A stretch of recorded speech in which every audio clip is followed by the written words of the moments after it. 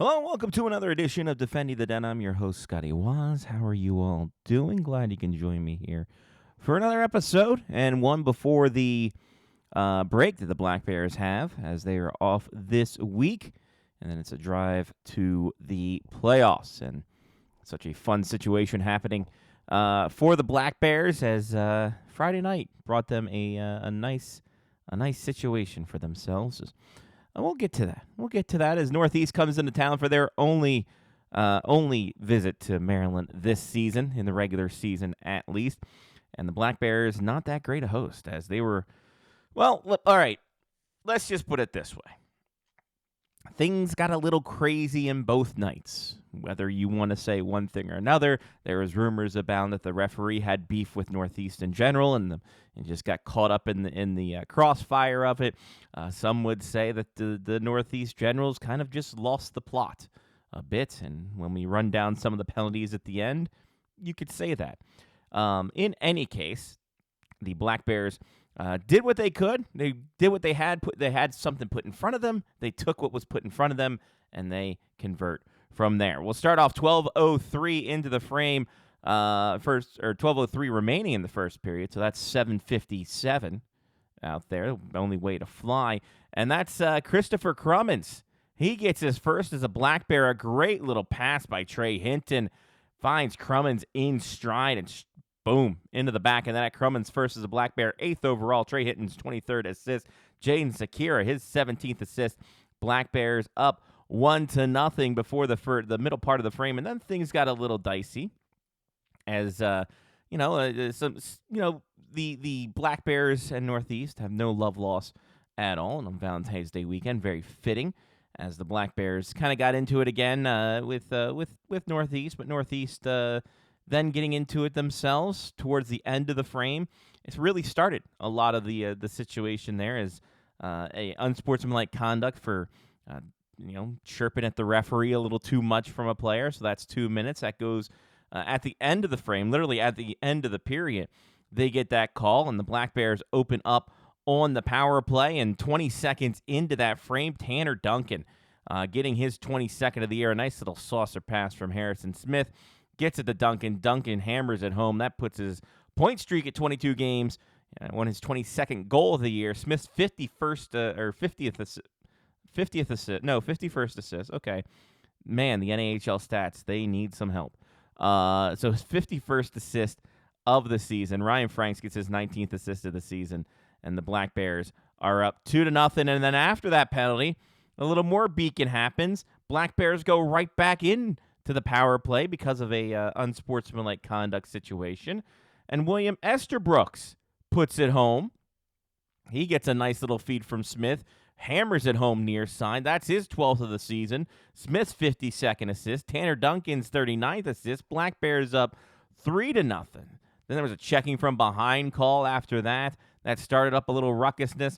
Black Bears couldn't convert on that. They had to kill a penalty.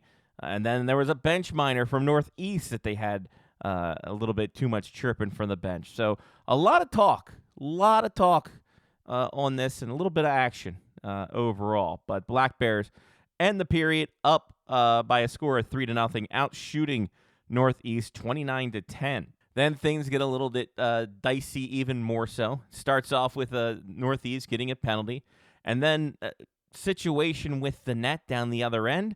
Will Mizanko gets called for delay of game because he was pushing off the net a little too deliberately, knocking it off its moorings. Happened more than a few times in the second. Referee finally called it in the third. Black Bears unable to do something on that power play, but they would get plenty more. Don't worry. A whole fracas happened there as a penalty for a cross-checking, and then one of the captains goes ahead and gets another holding call, so two penalties. Cole McKenna gets a penalty, and then seconds later, Vinny Ebri gets a cross-checking penalty. McKenna then gets a 10-minute and a game misconduct for chirping from the penalty box, putting the Black Bears up to a 5-on-3 situation. That gets converted with Ryan Franks. Another little nice dish from Harrison Smith behind the net. Gets it to Franks. Franks is 24th. Smith's 53rd assist. Chris Crummins, his 8th assist of the season. Black Bears up 4-0. Things would temper down a little bit And then we get a situation where, the Northeast starts beaking off at the ref again, and get a 10-minute misconduct on that, and all else fails. Doesn't really matter. Black Bears win 4-0. Ryan Deans gets his 6th shutout of the season, making 16 saves in this one.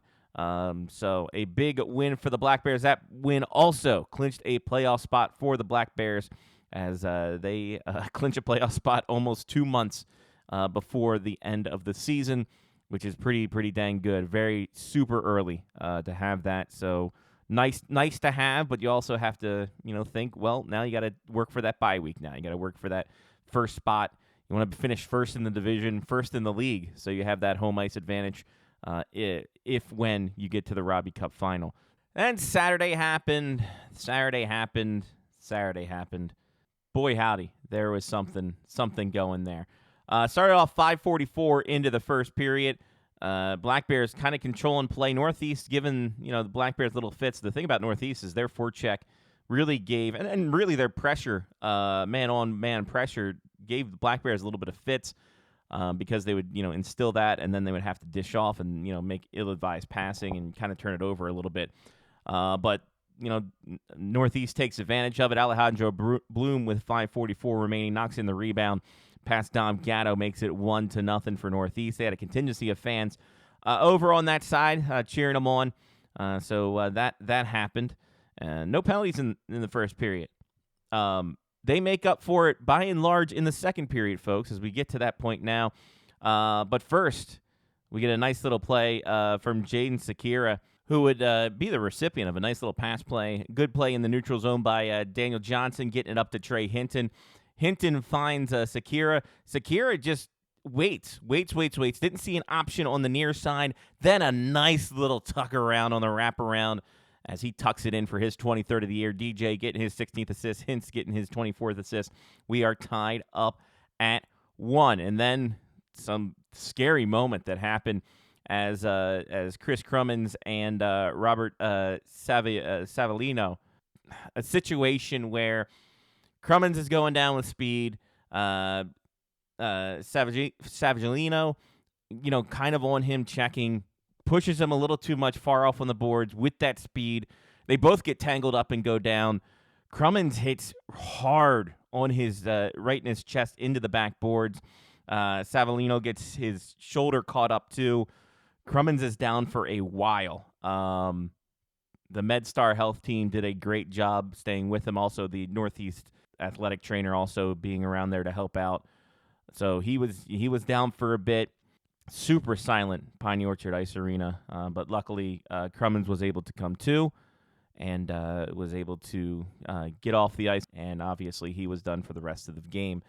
Black Bears get a penalty as that was a boarding call, and they connect on this with Harrison Smith finding a seam, doing his magic, working around the top of the point, finding a seam, going down the left side, finding Josh Fournette, who posts up in the slot, powers it home for the power play goal. Fournette's 11th. Harrison Smith's 54th assist. Tanner Duncan's 40th assist, which was changed later on as it was not initially given to Tanner Duncan. So that extends his streak to 23 games. So there's that power play goal. Then there were some words between Smith and Savagilino afterwards, and that's when things started to go south. 6:19, Cole McKenna gets an unsportsmanlike conduct. Then five minutes remaining, a situation where there was a checking from behind from Cody Moyer on one of the Black Bears. He gets a checking from behind call. Stuff breaks out. Savagilino and Sakira get into it, ringing the bell. Him and Sakira fight. Sakira injures himself. He's out for the rest of the game. He got a 5 out of 10 anyway. But the 5-minute side, they get a checking from behind, a fighting misconduct, unsportsmanlike conduct for chirping at the officials.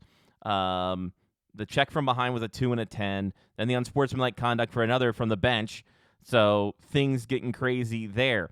Then with at 2:30, so Trey Hinton would then be on the power play for like 8 minutes somehow, the Black Bears, just for the sheer fact of all the penalties having to roll over and having to get everything going. But Trey Hinton would connect with a goal, with the 3-1 goal, as he would get the last touch on a frantic piece of work in front of the net, as just a shot goes on, goes loose, goalie kicks the net off, puck goes in, Hinton gets the last touch, his 11th of the year, Ryan Franks his 20th assist, Harrison Smith's 55th assist, Black Bears up 3-1.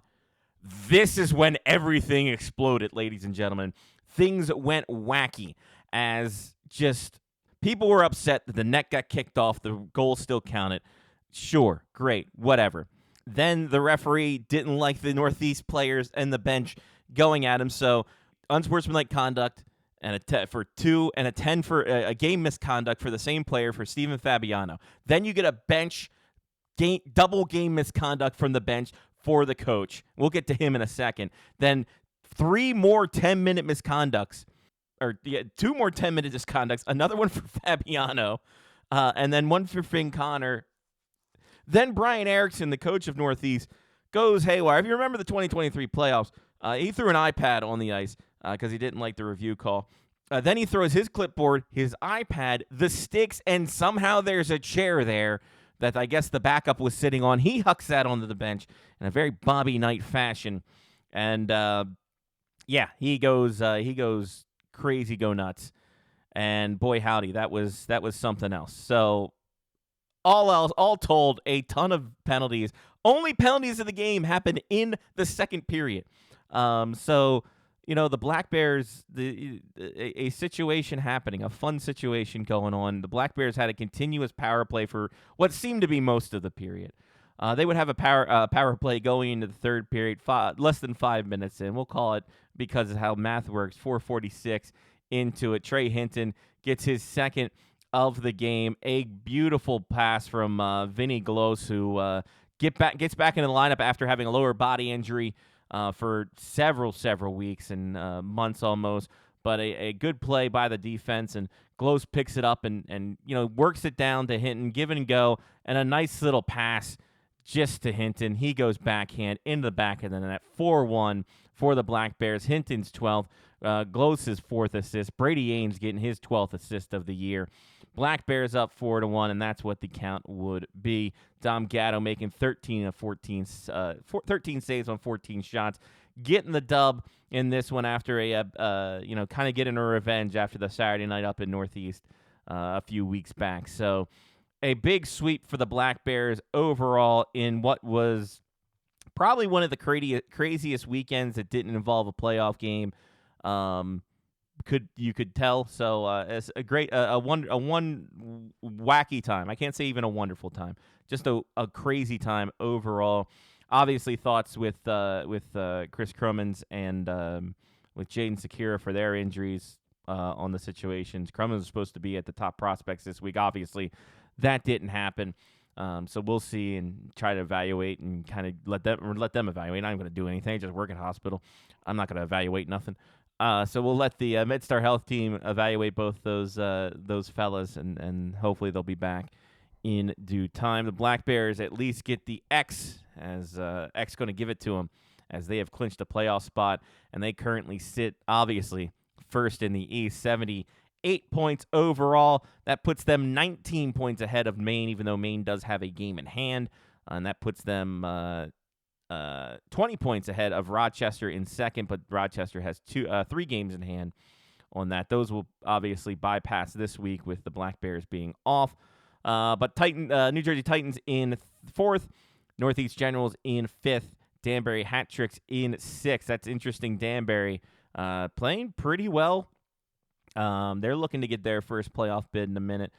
Johnstown behind them, 3 points behind Danbury. Philly, Elmira, and New Hampshire round out the rest of the field. And like I said, the Black Bears do have a off week this weekend, so they will not be in action. So you can have a nice little breather, but they are in action a lot during the stretch here, and especially March is going to be a wacky time. They have the St. Patty's Day game up in New Jersey, couple of home weekends with Philadelphia. So a bunch of crazy stuff going on there. So we will, bring it to you as it happens, and kind of go from there with whatever we can make possible. Some alumni news to get you out of here, and then we'll talk about the schedule for us.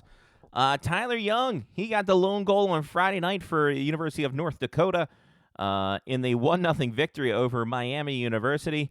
Young having a indifferent season up in North Dakota, fighting injuries, fighting just the talented roster they got up there. But the lone goal, game-winning goal, solid for him. Congratulations to him on that. Dimitri Kebrew had an assist, but the University of Alaska Anchorage, they won. They actually took out Lindenwood on Friday night 5-2, so a big victory there. Jeremy Tremblay had an assist as Sacred Heart shut out Bentley 4-0 on Friday, while Luca DePasco made 28 saves in the shootout victory, Minnesota over Notre Dame. Gunnar Van Dam had an assist, but RPI drops one to Colgate in that one. So there's that. Magnus Skodowski had a goal for Amherst, while Kareem Al-Azim had a goal, and Quinn Kennedy had 2 assists for Connecticut College. Connecticut College wins that battle 7-4. Thomas Toth had an assist as Hobart just dominates 9-0 on Friday night. Switching up to Saturday. Friday. One more Friday one. Garrett Sidlowski had a goal and an assist on Friday's win of Western.